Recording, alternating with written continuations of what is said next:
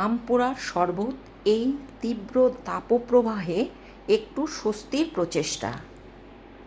নমস্কার দর্শক বন্ধুরা, রাঁধুনি চ্যানেলে সকলকে আমন্ত্রণ জানাই। আজকে আমি আম পোড়ার শরবত বানিয়ে দেখাবো।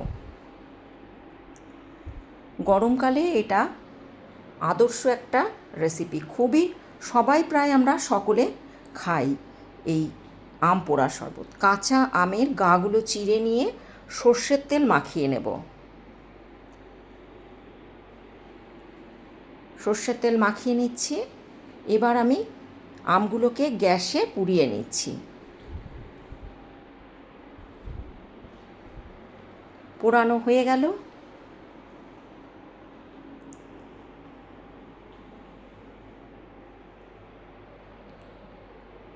এবার আমি ভাজা মশলাটা তৈরি করে নেব। 1 চামচ গোটা জিরে, 1 চামচ মৌরি আর 10-12টা গোলমরিচ আমি শুকনো খোলায় ভেজে নিলাম। এবার লবণ দিয়ে এটাকে বেটে নিচ্ছি ঠান্ডা হয়ে যাওয়ার পরে। বেটে নেওয়া হয়ে গেল। পোড়ানো আমগুলো আমি ঠান্ডা জল ঢেলে দিলাম। এবারে আমি খোসা ছাড়িয়ে নেব। সব আমগুলোর আমি খোসা ছাড়িয়ে নিচ্ছি।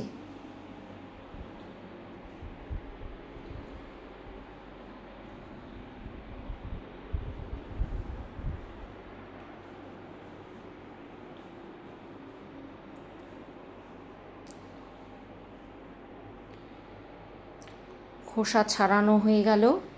এবার আমি একটা বাটি নিয়েছি, বাটিতে আমগুলো কুড়ে নিচ্ছি।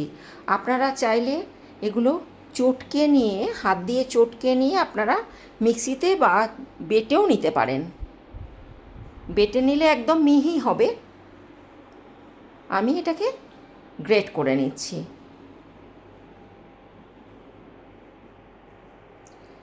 এতে আমি 2 ফোঁটা সবুজ ফুড কালার দিয়েছি।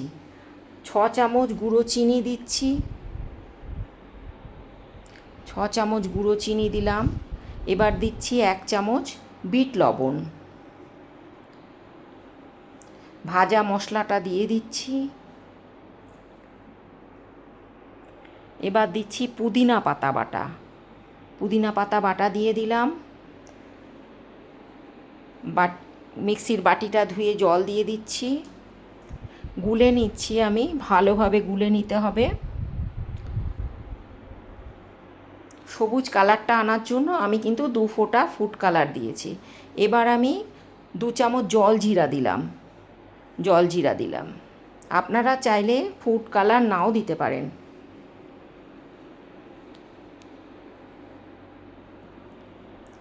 তৈরি হয়ে গেল আম পোড়ার শরবত।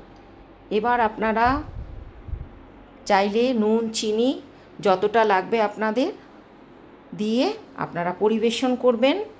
আম পোড়ার শরবত, বরফ দিয়ে ঠান্ডা ঠান্ডা আম পোড়ার শরবত। রান্নাটা ভালো লাগলে লাইক করবেন, কমেন্ট করবেন, প্রচুর পরিমাণে শেয়ার করবেন যাতে সকলেই শেখার সুযোগ পায়।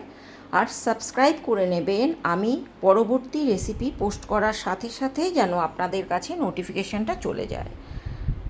রান্নাটা দেখার জন্য অসংখ্য ধন্যবাদ। আমি পুদিনা পাতা দিয়ে দিচ্ছি উপরে।